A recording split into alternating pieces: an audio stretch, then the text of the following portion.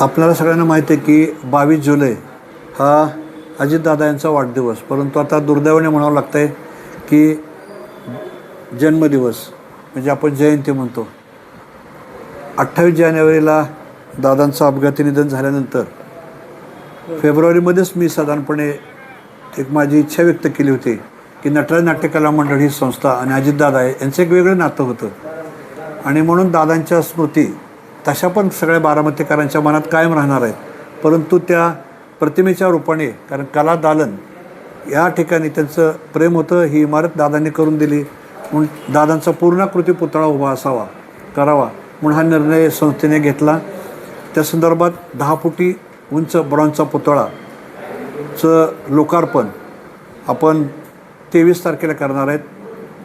22 तारखेला प्रतिमेची म्हणजे पुतळ्याची पाद्यपूजा करून 23 तारखेला सकाळी 9:30 वाजता आदरणीय सुनेत्रा वहिनी यांच्या तसेच श्री पार्थ पवार, श्री जय पवार आणि एंटायर पवार कुटुंबीय यांच्या उपस्थितीमध्ये लोकार्पण करणार आहे.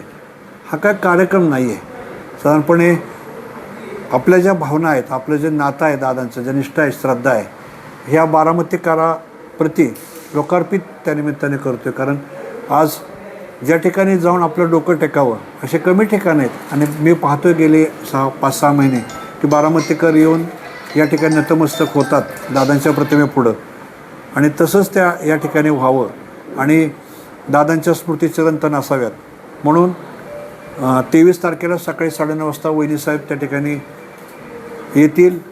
आपण सर्वधर्मीय प्रार्थना आणि पूजन आणि अभंगाचा थोडासा कार्यक्रम याच्या व्यतिरिक्त काय करणार नाही आहे. अनेक मान्यवरांना या ठिकाणी आपण निमंत्रित करतो आहे.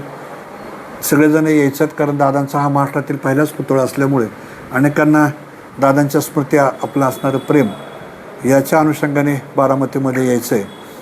आणि मी आपल्या मीडियाच्या निमित्ताने पण विनंती करेन की सर्वांनी या प्रसंगी उपस्थित राहावं अशी साधारणपणे इच्छा आहे.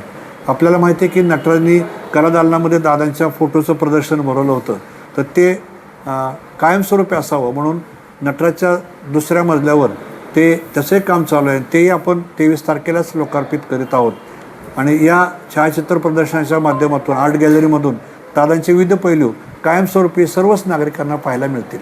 धन्यवाद.